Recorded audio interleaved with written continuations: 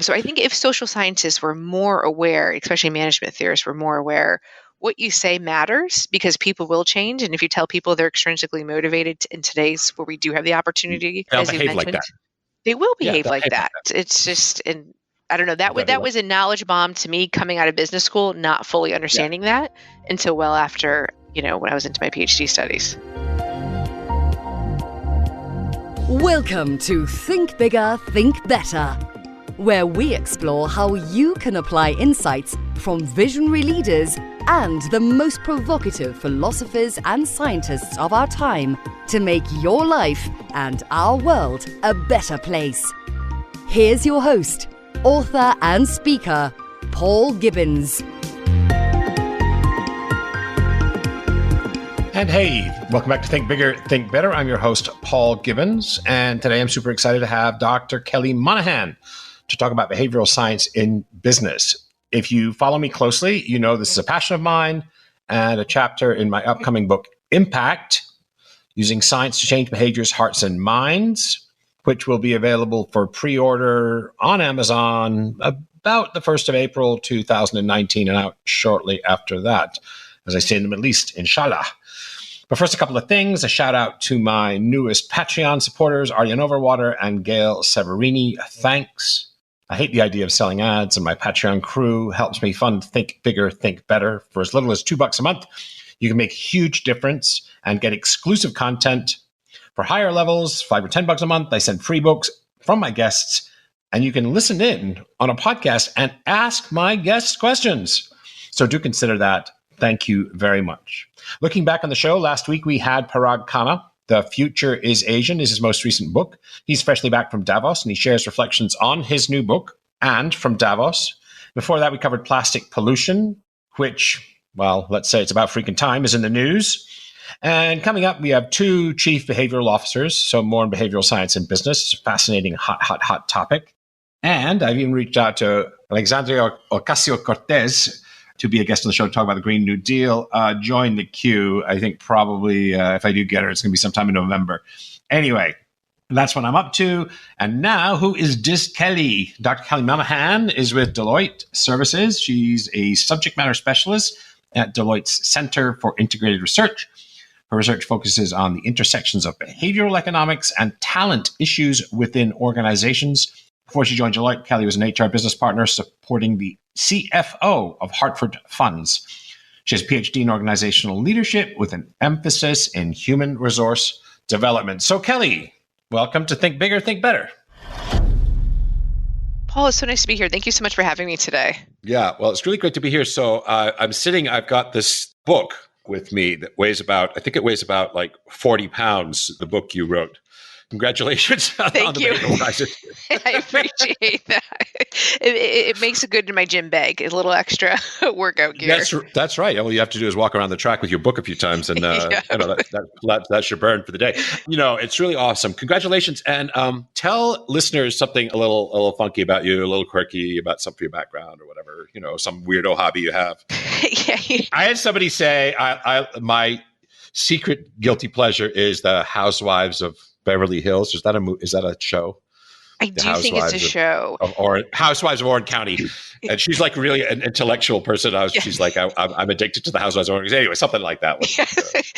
Well, you know what? As a millennial, I have cut cable. So I don't have any of those shows. Do mostly Netflix and Amazon Prime viewing.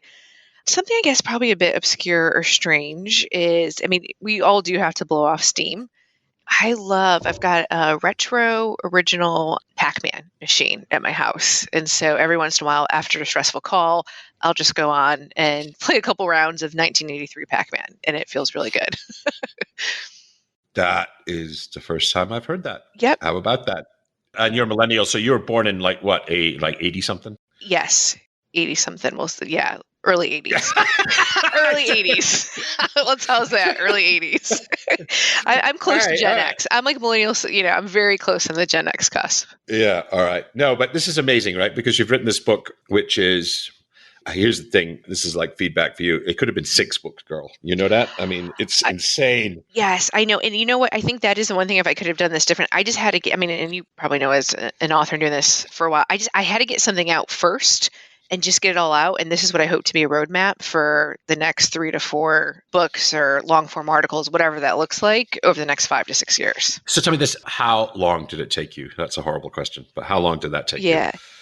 So it's tough because I think from a research perspective, since I'm a researcher, I've been researching these underlying assumptions around business ever since my PhD. So going back for about 10 years ago, actually then entering into, one of the world's largest consulting firms and trying to understand and working with clients how to actually apply some of what I was researching, and just kept hitting into roadblocks. I thought something is wrong. What am I missing here? And so spent really about 2 to 3 years doing a deep dive in behavioral sciences, specifically around the concept of management and organizational change, and trying to figure out how could we approach this and how can we teach and train managers. And I'm all about MBA students. So how do we retrain and equip MBA students to actually be prepared to deal with the reality of organizational life? They're the cannon fodder at Deloitte, right? Yes. Oh, 100%. I mean, I don't know the exact numbers, but, pretty much MBA, Ivy League school, done, you're in. And you soak them up. Yes, I know. Yeah. Yes. I was PwC. Oh, you PW. So yeah. Same world. I was once cannon fodder too. Yes, exactly. And so many times in the office after midnight, many times. Yes. After midnight. Yes. It's Back in the day. an interesting culture. And so anyway, so the writing itself took a full year, but I would say it was a culmination of about, 7-10 years of actual research. Yeah, no, it's insane. Yeah, I can tell that reading it. I mean, I'm an author, right? So, but I also know the scope of it's amazing. So just for listeners, here's some of the chapters. The changing nature of work, macro level considerations for managers, rational economics and the theory of management, exploring management alternatives with a behavioral economics lens, the manager's evolving role, connecting and bridging across networks, coaching toward the development of expertise, building reciprocity and trust, adapting, building trust during change management. I mean, wow. As I said, like it's 6 books. So listen, why did you, this is kind of like a what makes you tick kind of question. Like, sure. Why did you take on writing?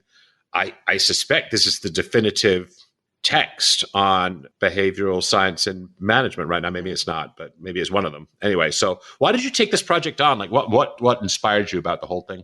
You know what it was is as I started to become into adulthood, realizing how important and how much that'll be in 10 years. That's 10 still, I still listen. Paul, listen, if you saw me, I've got enough gray right now after writing this book. Right. I hear you. Yeah. What I started to realize is how much of our work lives spill over into everything. So, as much as we try to separate, okay, and I have a happy personal life, but then I have this other professional life, and maybe I'm miserable. It's almost like this flawed assumption that those two aren't going to somehow be interconnected and interrelated. That's an absurd assumption, though. But anyway, yeah, exactly. I mean, it's so absurd that I can't believe anyone ever made it. But exactly, yeah, it's still like just this underlying assumption that we run by. And I just saw, honestly, undergrad, college student, I had this, business is going to be great, and we're going to walk in and we're going to, help customers, and we're going to help meet needs, and I'm going to live this very fulfilling work life. And I just realized that's not at all how probably, I don't have an exact percentage, but I'm going to say the majority of at least Americans are going through their work lives. And, the engagement numbers, the engagement's not a very robust measure, but it's like whatever. Yeah, I think it's even globally, it's under 20%. This should not be the case. And I think I'm just driven by the question, why is this the case? To me, there was a huge paradox emerging. So today we live in, the quote unquote knowledge-based economy. We go into open floor office spaces. We have beer kegs in our offices. We have air conditioning. We are very comfortable. We have ping pong table. Heading out to Silicon Valley next week, and they have it all. One going and visiting a basketball court within one of the meeting rooms.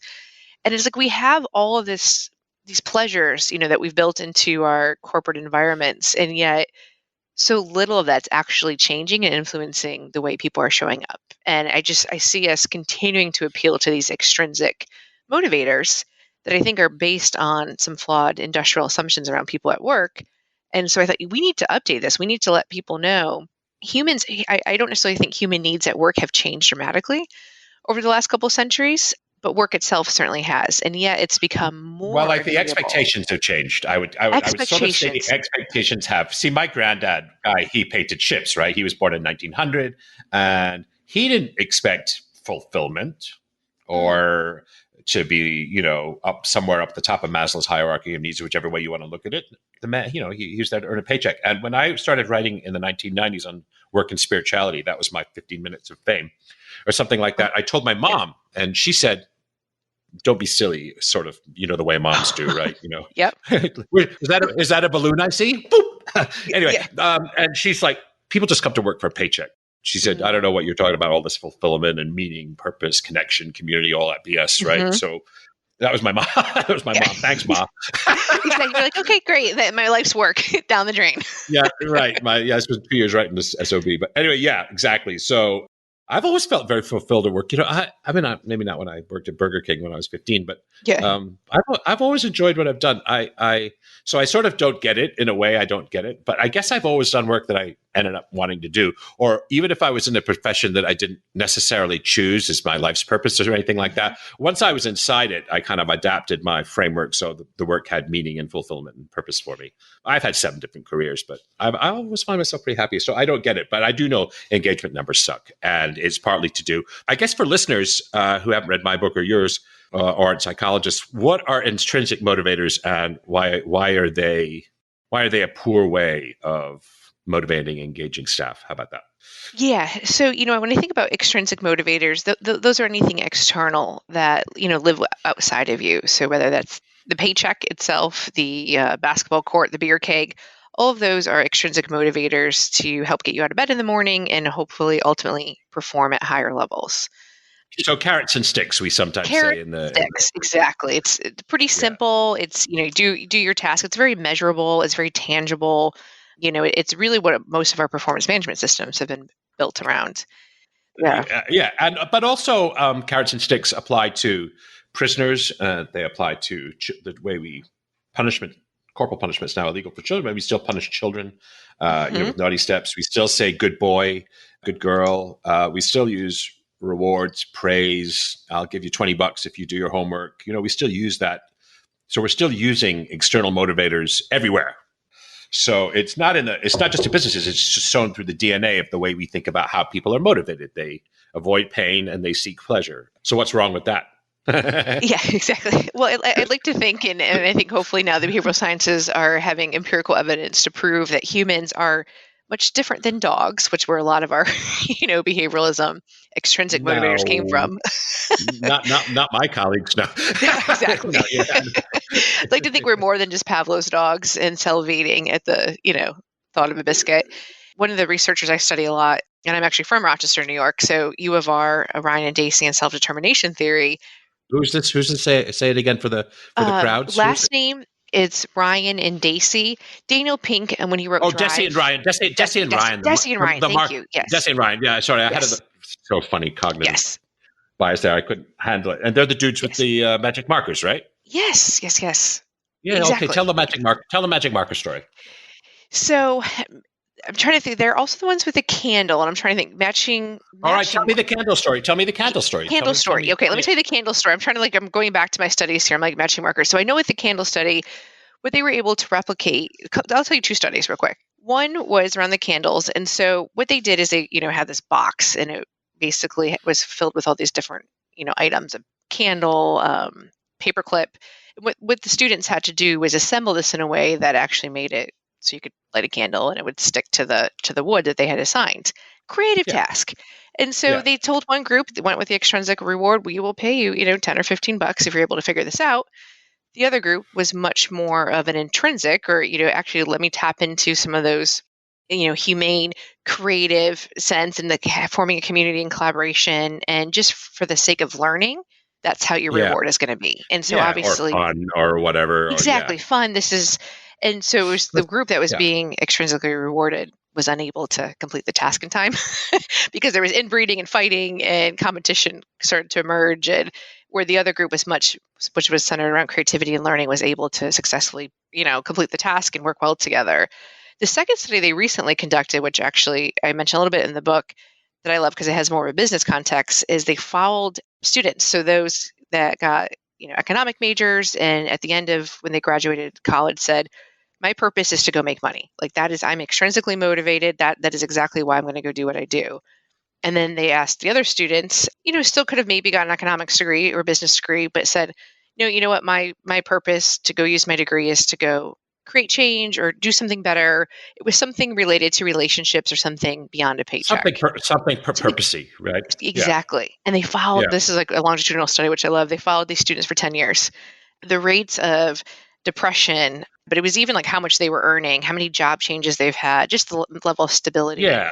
Lots of Metrics. lots of measures. Yeah. And they realized that those students who were intrinsically motivated, some of them ended up actually making more money than those that were extrinsically motivated and were much, just in terms of some of the positive psychology scales, so human flourishing, some of Seligman's work they used scored so much higher than those that were extrinsically. So I just think, again, they've done so many lab studies over the past several decades to show that humans intrinsically motivated tend to lead to much better outcomes. Now, have you read Punished by Rewards by Alfie Cohen? I have not.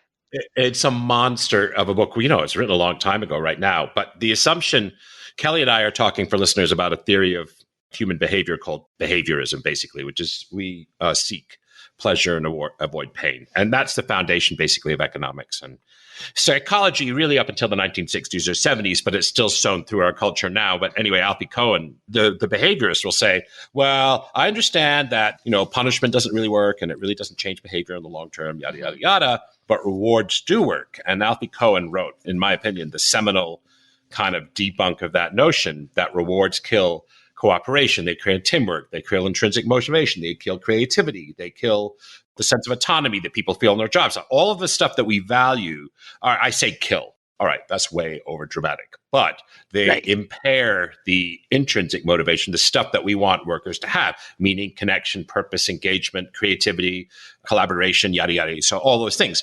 It's like the scales fell from my eyes when I read that. But anyway, so that's what we are saying. So, and it's funny because nobody takes behaviorism in psychology very seriously, not since the 1960s or 70s, right? I'll tell you something funny from my research. Okay. J.B. Watson, 1920s, one of the two most famous behaviorists. The other one was B.F. Skinner. J.B. Watson wrote an essay up in the Atlantic or the New York or something like that called "The Danger of Too Much Mother Love." And it was basically, for real. It's like this dude, Jordan Peterson, today. I don't know if you've heard of this guy. He's a professor from... I won't even get started on that.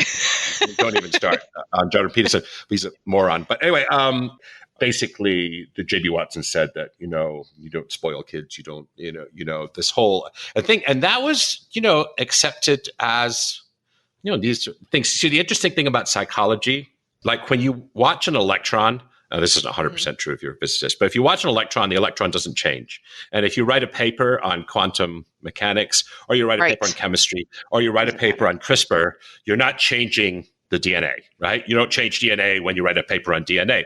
But in psychology, psychologists, the profession of psychology, isn't just observing the way that human beings, their minds and behaviors work in a kind of academic way.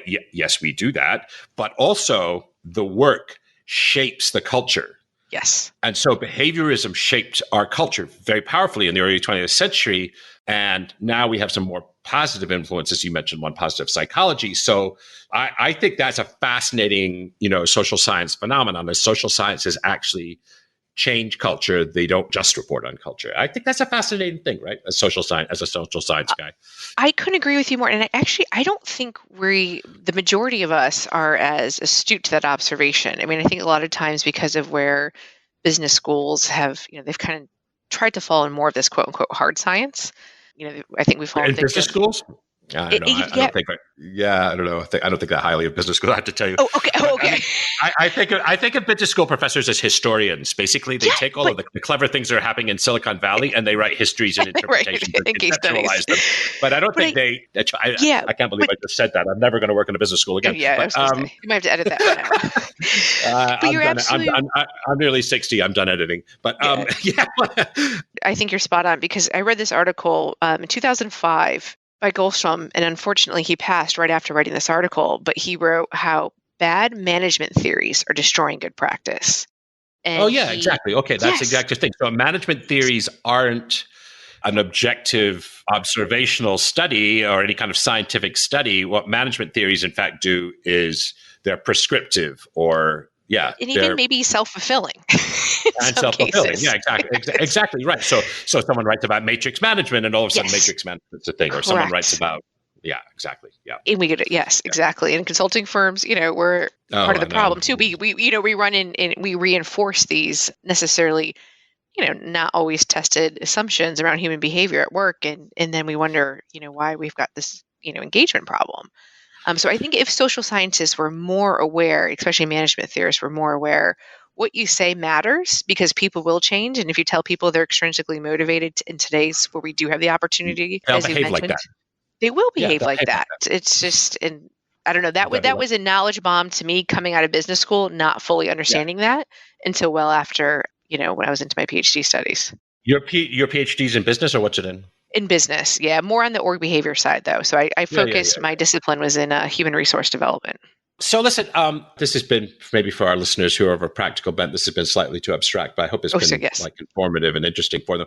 But I started a podcast recently, and I started with the saying, "The world is going gaga for behavioral sciences right now." Literally, Yes. gaga, gaga. It's like the new black in management Yeah. right now, which Yeah. I mean, I feel good about because I think, one of the very first people to Yes.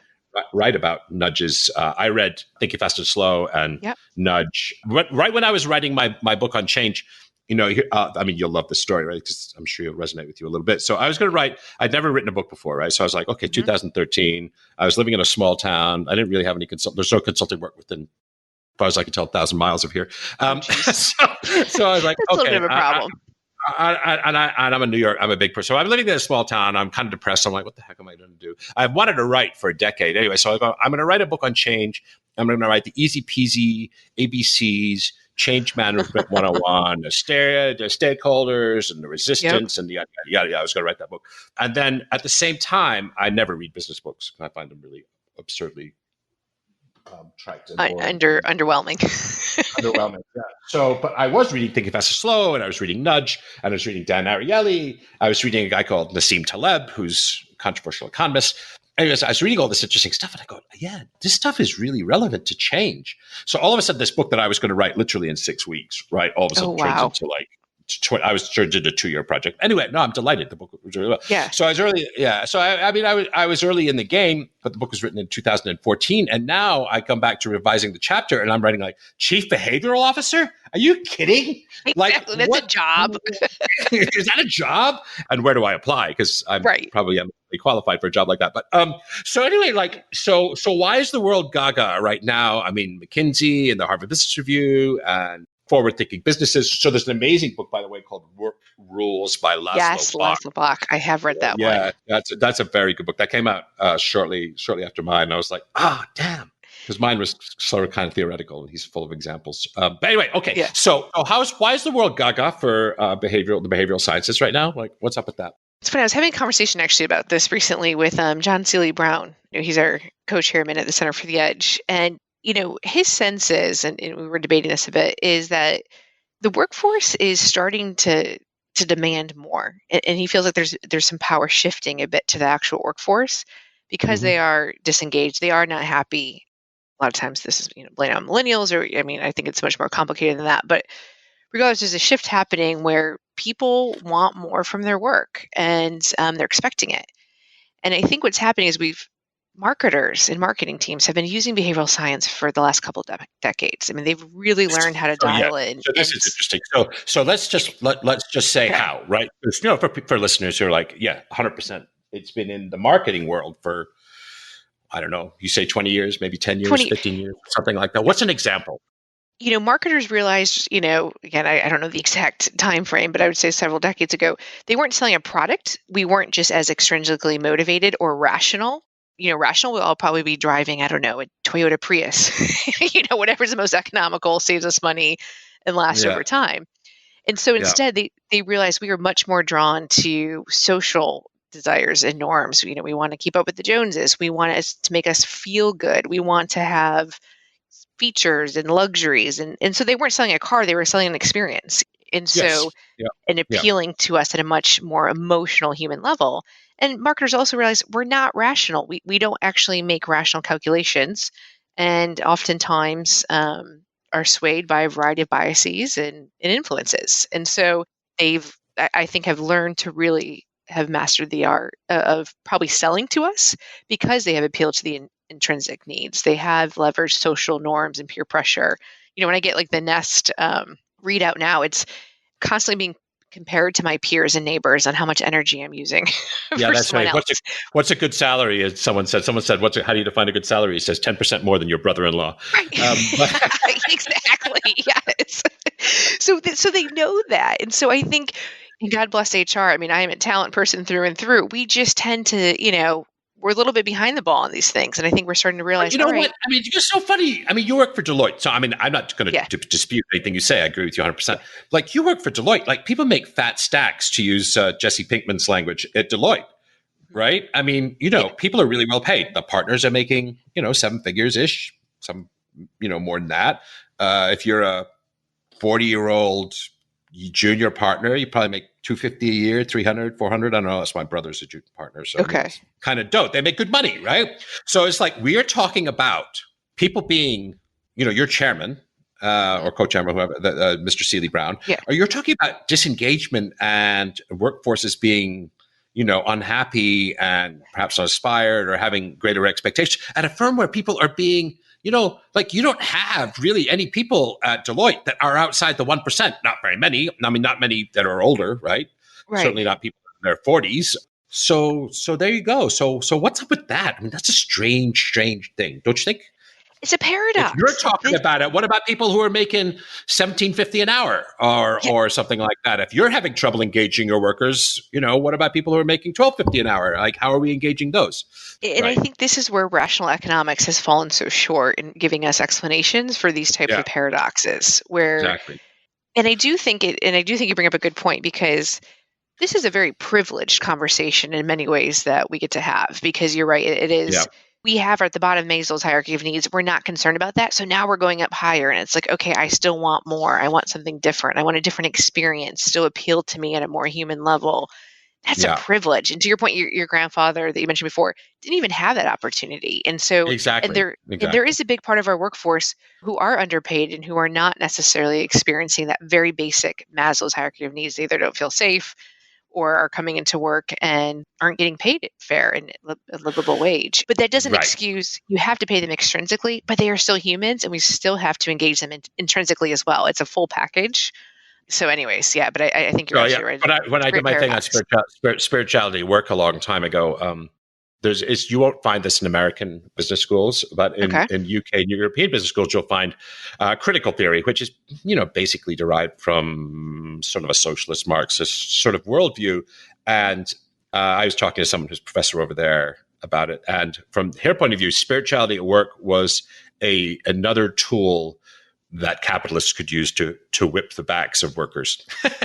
Wow. So, and I'm being hyperbolic. Well, of course, but I love that. But there was another way. But all of these kind of, if you imagine what the capitalist managerial class really want is people to show up, work hard, not cause too much trouble, and whatever, be good soldiers. And there's these pretenses like vision or engagement or the ping pong table or all of these kind of things that are supposed to enhance the worker's experience. But all of that is inside a conversation called, how do I make more money? How do I, all of that, the system, if you will. Yes. And I don't know if we want to go down this conspiratorial lens, but the system, it's not like the system has a consciousness or something, but the way the system works is you and me, talent people, OD people, culture people, engagement people, whatever, we're doing all this stuff, but basically that's to make people feel good about basically working for the man. I mean, I just introduced that. I wouldn't really sign up to anything like that. But when I was writing about spirituality at work, I was really like, we're going to connect people with meaning, purpose, and community. And, work should be, connected to your spiritual values and your sense of purpose and the transcendent in life. And this guy was like, yeah. You're like, wait a second. Yeah. Well, did you happen to read by James Hoop's False Prophets, the Gurus Who Created Modern Management and Why Their Ideas Are Bad for Business Today? Oh, no, that sounds awesome. I feel like you're going to need to read this. He's a history professor out of Babson College. He talks a lot about, it's a very thought-provoking book that I read as I was preparing my manuscript. And exactly what actually a lot of what you just described is it's in order for an organization to exist and be efficient and scale and be controllable, it's the very opposite of democracy. I mean, it's like you can't have the same freedoms that we, espouse in our society. And it's again another paradox of when you go into corporations, there is this automatic disconnect to the very quote unquote American way. And Unbelievable. I can't believe you're saying that. That's exactly something I say. We fight very hard for our liberty and autonomy in society, except when we walk through the door of our workplace and we give up all our democratic rights. The only democratic right you have is the right to leave, basically. Yes. Hire and fire at will. And also not to be, not to have someone grope you, although that doesn't really apply if you work for Fox News or CBS. But True. or to be discriminated against, but that doesn't really. Yeah, anyway, so you abrogate all of what we would call human rights when you walk through the door of a workplace, and certainly, your right to have a say in things that are important to you. So the principle of democracy is people should have a moral stake. Something I have a moral stake in, I have a moral interest in, I should have a say about. And that's the principle. And that we abrogate that when we go to workplaces. So I agree with your boy. I haven't read him, but I totally agree. I think I mean, even if just to read his introduction was mic dropping. And I was like, oh my God, I need to download this book. I've never heard anyone else talk about this. And he just does it again. He's a historian. So he just does it in a very, historical fact-based way of here's what happened and here's what we're faced with today. So it's a great read. Right. Yeah, it sounds awesome. I will read it after I get through the why don't you finish writing yours first? No shit. If you'll permit me a 10-second commercial break, Think Bigger, Think Better survives only because of the goodwill and support of its Patreon subscribers. So if you're loving the show, head over to patreon.com, Paul Gibbons, and hit that Become a Patron button. For as little as $2 a month, you get extra content, free content, can listen into recordings, and get free books. So thank you very much for your support, and back to our show. But anyway, so we've got behavioral sciences and everybody's gaga for behavioral science. And I knew we'd have a great conversation, by the way. I knew we'd have a lot of fun. And I also know we digress a little bit. But let's go back to behavioral sciences and why people are gaga for behavioral sciences. So one example that consumers might know is something called defaults and decoys. So if you are shopping online and you see three options, look closely at the pricing of them, because what they'll either have is a decoy or what's the other one? Decoy or anyway, so the decoy basically says the digital only version of this magazine, I'll use a magazine, is $50 a year, but digital and print is $58 a year. And so you're like, oh, hey, whoa. What a deal. That's a great deal. And they do it at the movies. So if you've been to the movies and you say, can I have a small popcorn, please? And they say, okay, that'll be $4.50. Absurd, right? Their unit cost is probably a dime. Yes. Right, yeah. But anyway, they say, well, $4.50. And they say, would you like to make that a large for a quarter more? Now, that, again, is a behavioral thing, because everyone's like, yeah, I mean, you may not eat it. You leave 3/4 of the back. But, that is basically called decoy pricing. And so they've become very clever at manipulating consumer behaviors, understanding behavioral science. And so, one example is from the Thaler book is the way they organize choices in the cafeteria. I prefer the grocery store example. So if you want to go and buy vegetables in most grocery store, you have to walk through the aisles of Doritos and candy. And they have all the stuff that, the salacious magazines. So you're standing there bored at the checkout. So you're standing there, you're bored like, oh, God, what is this? Will this person hurry up and get their money out or something like that? And there's a salacious magazine and there's some candy and there's all that kind of impulsy stuff at the thing. So grocery stores are masters at organizing your choices. Now, you have liberty to choose, and that's why the behavioral sciences are so interesting these days. Is you could buy what you like at the grocery store. No one's telling you what to buy, but they're arraying the choices in such a way as they make the most dough, or coincidentally, you make the least nutritious choices because, you'll find all the healthy shits at the back, right? Or off in the corner or whatever, right? So, I mean, so that's behavioral science in action. I think listeners will be familiar with that. So, but your genius for your book, I think, is saying, like, how do we apply this to organization development, to talent development, organizational change, yada, yada, yada. So now for listeners, they know, okay, that's what behavioral science is. That's why things, people are gaga about it. Okay, I believe you if you say that. Like, how do you apply that to bigger issues like talent, engagement, trust, some of the things you talk about in your book? Because, it's funny, and I love that example you just gave too, at the grocery store, because I think that what that shows, we obviously still have autonomy in those things, but I do think behavioral science, if not really thought about the philosophical, underpinnings and assumptions of how we're designing organizations or how we're designing grocery stores, can Yeah. really lead to one or two outcomes. To your point, one that, the consumer will flourish and be better, the worker, and will actually create a better society, or will continue to fall into this trap and mindset of, the business side is shareholder wealth maximization, but on the consumer side, which is very similar, whatever the Dorito packages, will be sold more and will have unfortunately unhealthy lifestyles. And so when I wrote this book, I wanted to really make sure we were thinking about, okay, human behavior is pretty highly malleable depending on what we're exposed to. Good example was the 401k. So when it was a default, no longer you had to fill out all this paperwork. Employees now were defaulted into a 401k. They had to actually fill out the paperwork to opt out. That ended up being fairly good for longer term saving plans. Huge. And a benefit. 30% It's great. 30%, Yes. 30% of people don't take up the free money because you have to opt in. Correct. But when you have to opt out, like they all take it, right? And they do that for organ donation, for example. I mean, in Austria, 90% of the people donate organs. Why? Because you have to opt out, whereas in the United States, in most states, you have to opt in.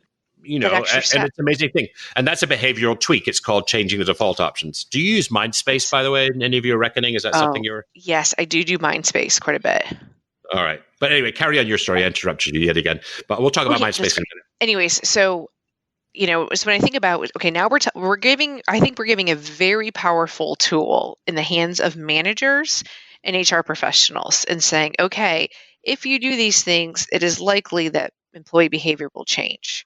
And I think it's a tremendous opportunity, but I think it's a tremendous responsibility. And if we don't take a step back and figure, okay, to what outcome are we doing these things? Who do we want to benefit when we're talking about changing employee behavior?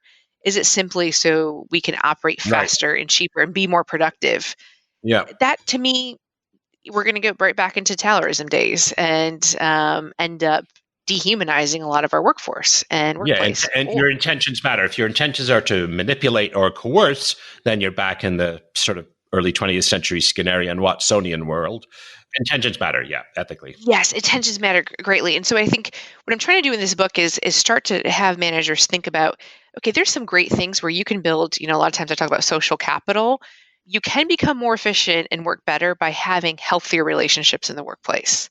An outcome of having a healthier relationship is it will lower your transaction cost of doing business. And here's some ways that behavioral science can help us have healthier relationships more frequently, easier, without necessarily taking those extra steps and opting in. And a lot of times we just don't think about that in the management space. Yeah, that's great. Like a high trust relationship, there's two reasons to have a high trust relationship. One reason would be kind of an intrinsic reason is, they're more fulfilled, they're more engaged when they're in relationships where there's high trust. And when there's low trust, the relationship sucks. And the other reason for high trust relationships is they're frictionless and you can collaborate and be more effective and efficient as a unit. And so we have to take into account both, right? So trust is important in organizations, and for both those reasons, for both like intrinsic reasons, if you want, humanistic reasons, and both for rational economic profitability and efficiency reasons. And so, Paul, I think this answers your question. Why is behavioral science so hot right now? It's because I don't necessarily think before we entered, and again, this doesn't apply to all businesses, so this isn't, but just for the majority of where our economy is going, where it is based on more digital platforms and knowledge-based transactions, you have to collaborate, you have to be creative, you have to innovate. Where before, when we built an economy based on production and routine tasks, I don't necessarily know if social capital, there's some incidences I talk about in the book with the telegraphs, where they were able, social capital did help them expedite and accelerate their performance. But I don't necessarily know if it was as important, and so we're at this space. No, if you're in an assembly line, picture this, if you're in an assembly line, this is for listeners, not for you, obviously, but if you're in an assembly line and your tasks are very prescribed, social capital, you could say, doesn't matter a whole great deal, right? You show up and, you're being evaluated using a piecework scheme, and it's a number of these things that you get through correctly in a day. Say you're putting together, and that's probably true in Amazon warehouses today, right? Social capital, matters less. But if you're in a knowledge firm where you've got to collaborate, not only in your team, but cross teams and between teams and through teams and across functions and across geographies and everything like that, then it matters a great deal. Social capital begins to matter. Like it's not just like a nice to have anymore. It's like critical. It's critical. It will differentiate. It will change the game. And I Yeah, don't know how firms will continue to 100%. exist with, especially in ways where you have continued to have tightened labor markets. Talent will go to where they can go exhibit social capital and exist in healthy relationships and be Yeah. fulfilled. So it's going to 100%. Yeah. 100%. And especially today when we have like full employment, of course, people, Right. I mean, it's even a stronger case for doing these things well today because, the knowledge workers today have a lot of choices, right? Yes. It's not so much true if you're at the bottom of the food chain, but yeah, we do have a lot of choices these days. We should co-write a 120-page version of your book. Yes. It needs to be practical. That's what the next step of this is. You know what? I had to get this out of my head and just try to get my head around what does behavioral science mean for management? Because surprisingly, those intersections aren't colliding as fast as I want them, or actually that business needs them to be. And I'm trying to do it. It's not easy, right? Yes, it's not easy. I talk about logic. I think the other very exciting area of behavioral science is things like habit change. So, sure. One of my things is, why do people resist change? Well, what I learned back in the day is it was an emotional reaction. There were fear, and anxiety, there's anger, there's emotion, blah, blah, blah. And that was a view of human beings that it was either like they thought it was a bad idea, like cognitively and rationally, or they were in some way or another triggered emotionally. Of course, resistance is much more complex than that. But one of the reasons people resist change is habits, and that's just completely ignored in the literature on organization. Maybe less so now. Maybe I've begun to make a dent in that. But culture is a collection of habits. Yes. And workplaces are a collection of habits, if you look at it that way. And we know each of us, our intuitions know it's freaking difficult to change a habit. It's difficult if you don't meditate to start to meditate, no matter how good an idea you think it is. If you don't go to the gym or you don't exercise, it's bloody difficult to get off the couch and do so. And similarly, God, you smoke or you do whatever, or you have some other habits that aren't so workable or something like that. Cheesecake, smoking, whatever it is. It's very hard to get rid of those. What's yours? Bourbon? Bourbon. You didn't go to business school in Kentucky or something, did you? No, I don't know what it is. I just really any other drink does not appeal to me, but there's something just about a nice old fashioned or bourbon and ice that I'm okay with. That's so funny. Where do you live now, by the way? Are you in Ohio? Is that right? No, I'm in Philadelphia. Oh, I see. That's a great city. Brotherly love. It's brotherly love. You know what? It's a lot cheaper than New York and DC, and I'm easily accessible to both cities. So it's a very livable city and great access. So I love it. So you work from home a lot. Is that right? And then work from home or the road. Yeah. So I'm either at home or I've been doing a lot more travel. So the start of this year, I've delayed a little bit of travel, but usually every week I'm somewhere else, just working with clients or at a conference. So are you actually a billable consultant then these days? I thought you were in the sort of the think tank in the middle of Deloitte. I am still tell us a little about this is your time to pitch Deloitte. So what are you doing for Deloitte and why is Deloitte doing good shit in this space? Yeah. So, so I am still in what we like to call an enabling area. So I am not billable, but what my team is now doing, which I think is hopefully valuable, is the billable consultants are now able to call us and bring us to client sites to help share expertise, stories, research, and actually get a chance to share. The stuff that people are gaga for right now. Exactly. So yes. Yeah. So we get to come in. I mean, it's, you know what? I'll tell you what, I can't believe this job exists some days. We get to come in. Most of the time I'm researching, writing, trying to figure out what the hell's going on in the future of work.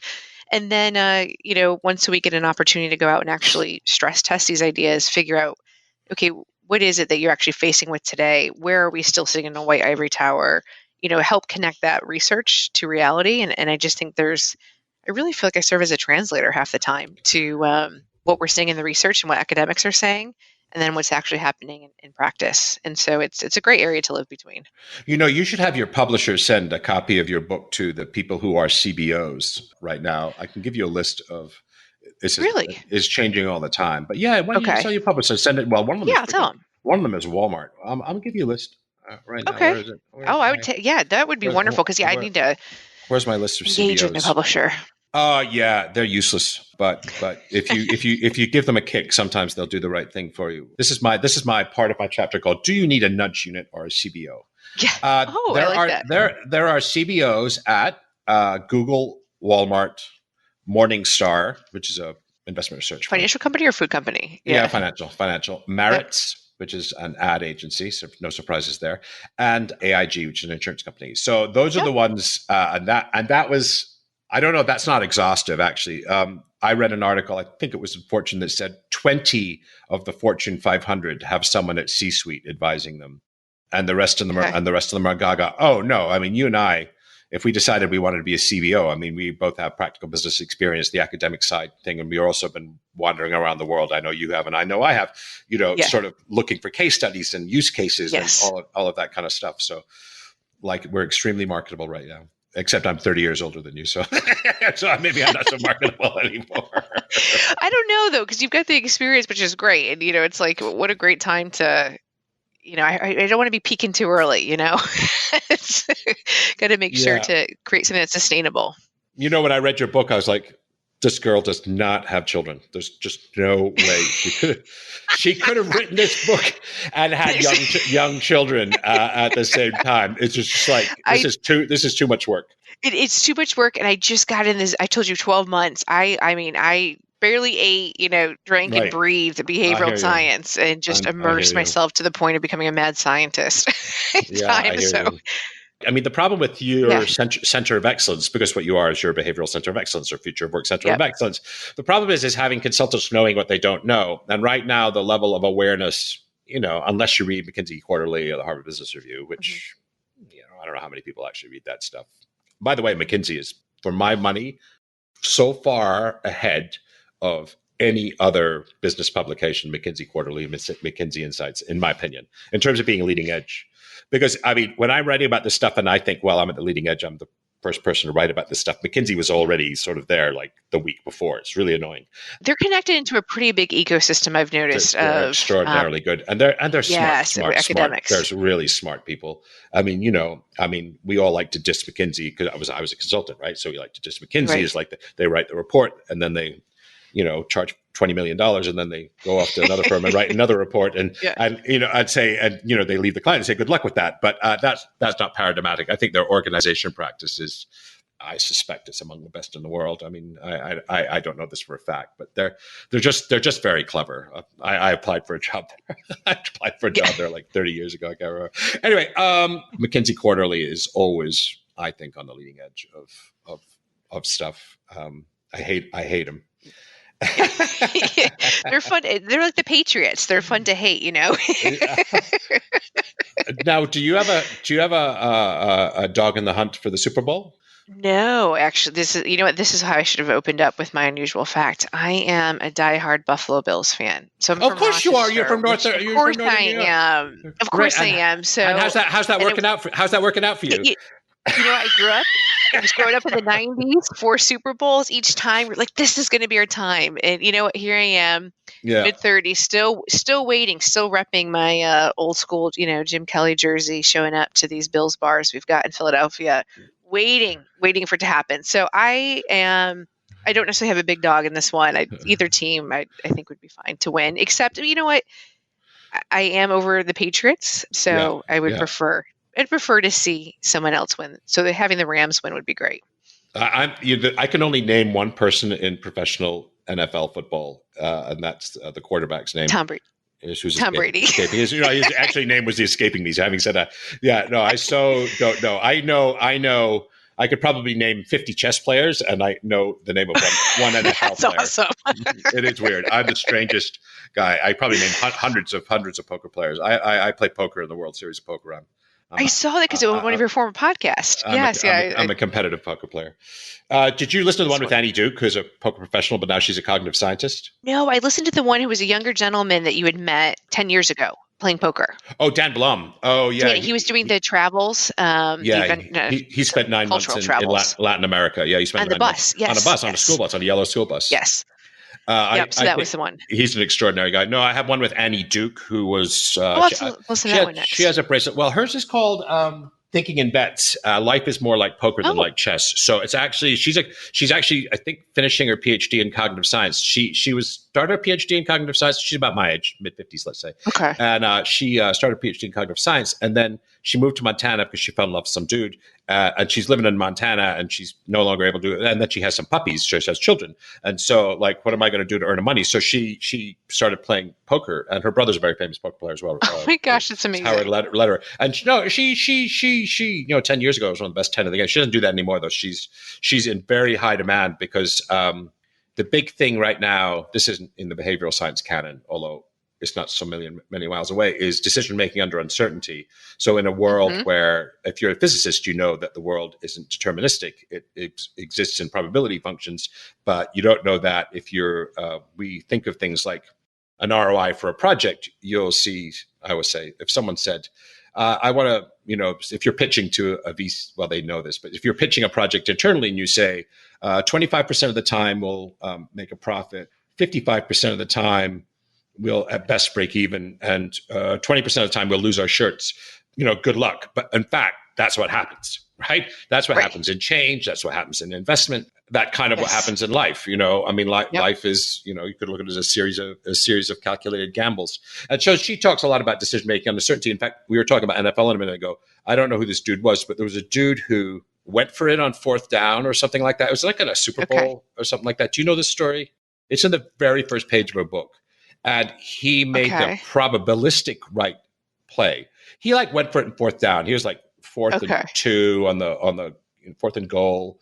And, it was late in the game or something like that. And he went for it and he threw an interception, or they stopped him and he lost the game. Right. And then everyone said, "This sounds like something the Buffalo Bills would do."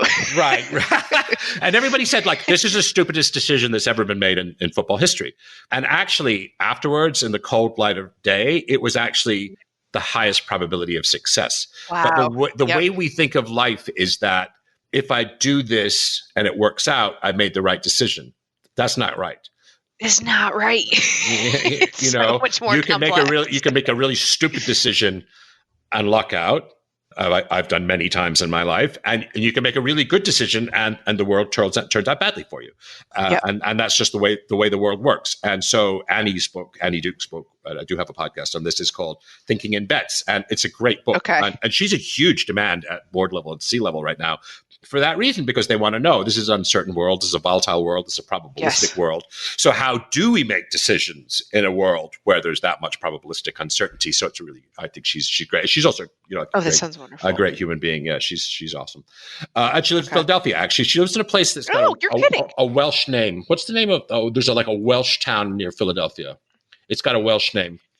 I think it's probably super posh. Super posh. Super posh. I'm like, so coming from, I feel like there's so many towns. I would call it Philadelphia, and I live in Conshohocken. There's the main line. It's Malvern. There's Germantown. Oh, Ballackinwood. Oh, Ballackinwood. Yeah. That's a Welsh. Posh. That's a Welsh word. Yeah. Okay. Yeah. Anyway, so that's where she lives. Made a connection. So actually, you guys should hook up. She's awesome. She really is awesome. Okay. She lives about 15, 20 minutes away. That's perfect. It's in the Welsh tract of Pennsylvania, settled in the 1680s by Quakers. It was 2 separate towns, Bala and Cynwyd. There you go. Anyway, you should check out it. You should check out it. Anyway, we should wrap this up. I'm in awe of what you've been able to achieve with your book. It's Paul, thank you. Anything I can do for you to help you publicize it. I'll obviously put a link to the book in the show notes. I'll put a link to many of the references you talk about. Is there a Deloitte link that we should put in the show notes? A link to your practice, to your organization practice, or to your center of excellence? You know what? There? I've got an author page, so I will send that over to you. And so that way, if any of the listeners want to just learn more about any of these behavioral, we've gone deep on the role of scarcity and how that influences your decision making. Oh, good. How do you humanize change? So we've gone I've gone a little bit deeper on some of these behavioral topics. So I'll just send you a link to that after this. Just you can put up there as well. And I need a picture. I need a picture of you. That you can send me that smiley picture from your Skype profile or something like that. I'll probably do a composite of you in the book. So add a human. That would be wonderful. Human face to the book. So let me just I want to say Kelly's book is How Behavioral Economics Influences Management Decision Making. It's a long read, but if you're interested in this subject, it's certainly a great resource.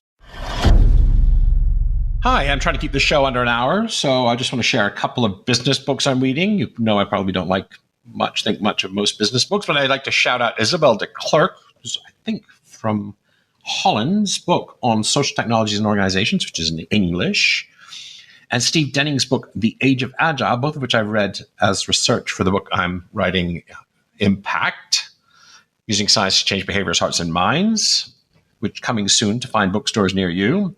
And I want to give a shout out to Kelly's book, How Behavioral Economics Influences Management Decision Making. In terms of pop culture at the moment, I'm actually re-watching Breaking Bad. And the last episode of season 1 of Breaking Bad is perhaps the best single episode of television that I've ever seen. I'm still thinking about it 72 hours later.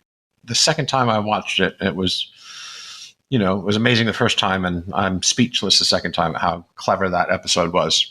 I hear Netflix has canceled Jessica Jones, so I now hate Netflix officially, but I did enjoy their show called Happy about an alky cop pursued and aided by little blue flying unicorn. Yes, it's very improbable, very crazy, a sort of Black Mirror kind of crazy.